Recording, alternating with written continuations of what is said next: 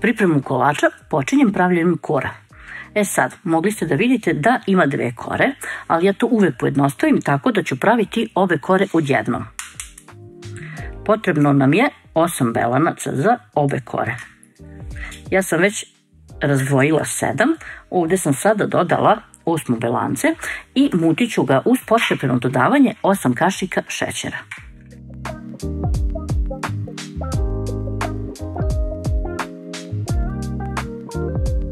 Posle jednog 5 minuta mućenja, ja ću u kore dodati 2 žumanca. Ispostavilo mi se da su mi ove korice mnogo lepše ako dodam 1 do 2 žumanca. Ovaj deo možete da radite i ne morate. U receptu Beli Egipat ja to nisam uradila. Preostalih 6 žumanaca ostavit ću za fil.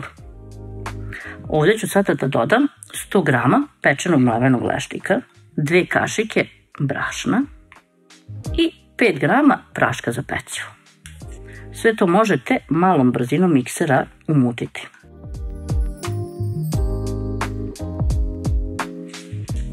Veliki pleh od rerne premažemo sa malo ulja, a zatim stavimo papir za pečenje. U pleh sipamo cijelu ovu masu za koru i onda je lepo rasporedimo. Inače, dimenzije ovog pleha su 42 puta 32 cm. Ukoliko nemate ovako veliki pleh, morat ćete da pečete 2 kore. Nosimo koricu da se peče, a pošto smo rernu zagreli na 200 stepeni, smanjit ćemo na 180. Čim stavimo koru da se peče, imamo vremena da napravimo fil. 6 žumanaca ćemo staviti u posebnu posudu. Trebala sam da ih stavim odmah u ovo, ali eto, nisam zaboravila sam. I ovde ću da dodam 3 kesice pudinga od čokolade ili 120 grama. Ukoliko nemate puding od čokolade, možete da kombinujete gustin i kakao. A zatim dodajem šećer. Dodala sam 8 kašika kristal šećera i sada dodajem 200 ml mleka. Sve ću to da sjedinim. Mogla sam manju ovu činiju da uzmem. Tako, sad sam ja to umutila. Idemo dalje. Zatim u šerpu sipam 600 ml mleka i nosim na vatru da provri. Malo pre nego što mleko provri, zakuvamo puding i mešamo dok se ne zgusne. Ovo je neka gustina koju treba da dobijete i kada je dobijete, skidamo puding sa vatre. Pa nalomimo 100 grama crne čokolade. Prvo ću čokoladu malo da potopim, da krene da se otapa, pa ću tek onda da mešam. Kada vam se sve otopi, možete preko da stavite kesu ili foliju i da ostavite da vam se ovaj puding ohladi, ali ja žurim, meni ovaj kolač treba za 1-2 sata, tako da ostanite sa mnom, sad ću da vam pokažem jedan trik kako da ga brzo ohladite.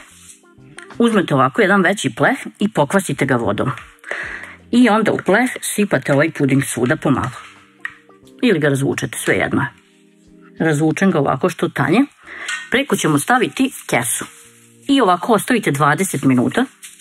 Posle 20 minuta ono će biti samo toplo. I onda još 10 minuta i frižider i za pola sata puding se ohladio. Tamo nam se i korica ispekla. Vreme pečenja je između 20 i 25 minuta. Tačnije, ja sam pekla 23. Ostavljamo sada i nju da se ohladi. Ohlađenu koru presečemo na 2 dela da dobijemo 2 korice. Vidite kako su one fine, mekane. A vidite kako su ove korice fine, mekane. Jesam vas uplašila?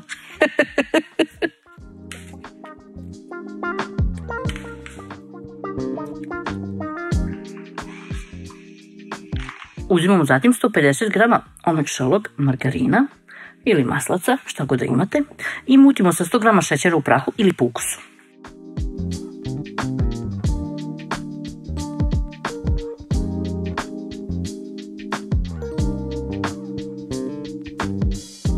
Kada se sve fino povezalo, ovaj divni krem od čokolade nam je gotov. Njega možete koristiti i za druge vrste kolača. Posebno mutim 500 ml slatke pavlake. Umesto slatke pavlake možete da koristite i šlag. Pošto mutimo mekanu slatku pavlaku, dodamo 100 grama pečenog mlevenog lešnika i dodamo nekih 100 grama kisele pavlake. I sad sve opet umutimo. Na tacnu stavimo prvu koru, pa na nju nanosimo pola čokoladnog krema.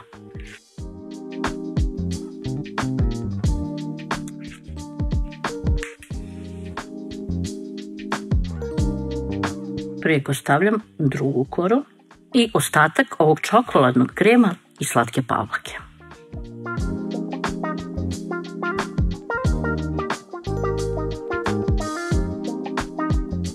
Ovako pripremljen kolač nosim u frižider bar sat vremena da se ohladi, pa može da se posluži. Prijatno!